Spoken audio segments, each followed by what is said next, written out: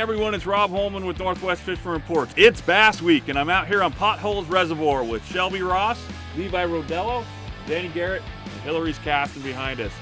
Levi's going to go through a demonstration of early morning topwater bait. Levi? All right, so most of the time when the weeds start growing, you're going to throw a topwater frog. Spro's one of the top brands, but there's many different ones.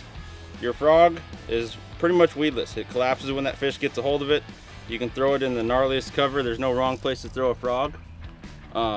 There's a bunch of stuff you can do to them.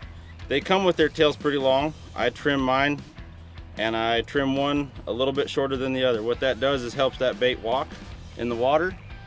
On all these frogs, I take my hooks and I will bend them out and up just a little bit to where that still gets hung up somewhat on my fingers, but it's still really weedless. Because a lot of them are so narrow and so tight to the frog that, like Shelby said, you can't get a good hookup. So if you bend them out a little bit, there's a little more room in between the plastic and the hooks to stay pegged.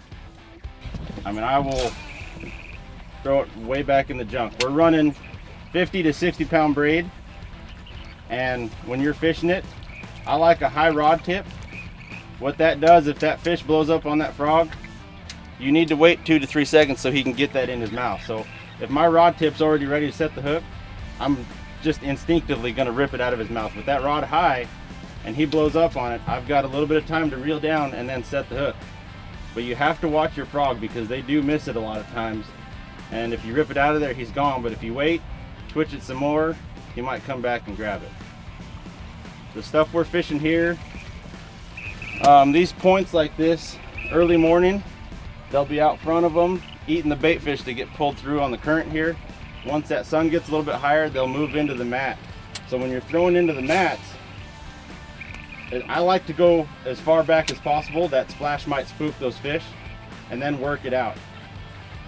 If they're hiding on the edge of that mat, you get their attention as that frog's walking. Now when you hit the edge of the weeds, pause it. Twitch a little bit and pause it. Those fish will follow that underneath that mat till it comes out. If they decide they want to eat it, then they're going to. That was early morning topwater fishing with Danny Garrett, fish biologist, and Levi Rodello.